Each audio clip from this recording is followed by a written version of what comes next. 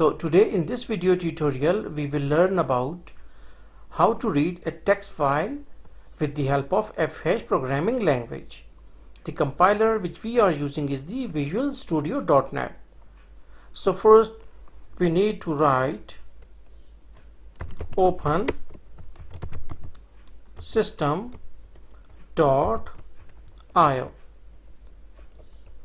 So IO means input and output, and they belongs to the system class. Okay, now with the help of this a library or class, we can import the data from a text file. It just behaves like a library or the header file. So with the help of this we can only import our data from the text file. So after this we will declare a variable with the help of let command. So let command or a keyword is used to declare a variable, and we know that for what we are using this variable, because we want to store our all sort of data inside this variable. After this, from where we need file dot read all text. Okay, so this is our function read all text, and it belongs to the file class. And what this function used to do, it takes as an argument the location of the text file and then give us all the data. Means that all the data is then stored inside this variable y. Okay, now we will minimize it out.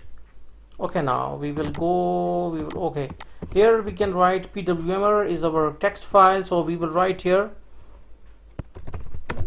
good work. Okay, good work or gw good work. So this is our file. Okay, now we will right click on it, we will go to properties, we will copy the location. Okay, and we will place 2 commas here, pwmer.txt. okay, so this is our location, name of the file, and its type. So this is the location of the file, this is the name of the file, and .txt is the extension of the file.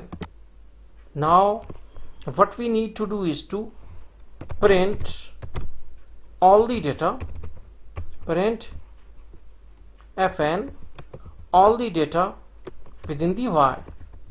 But what sort of data is there in the y?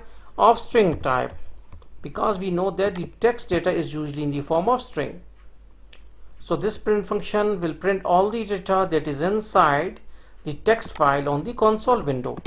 And usually when we run the program, the console window do not used to be there for a long time.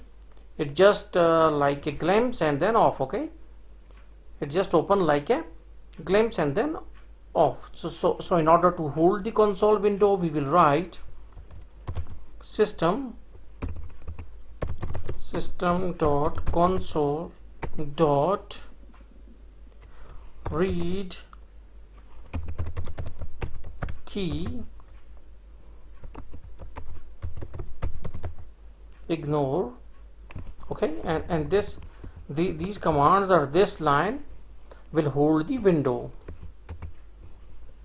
What sort of window? The output window. Okay, now we will run it out, and we can see that we have read our what's called is the text file, all the data from the text file, and now you can see the data. So hopefully you got the concept. So thanks for visiting our channel, and don't forget to subscribe.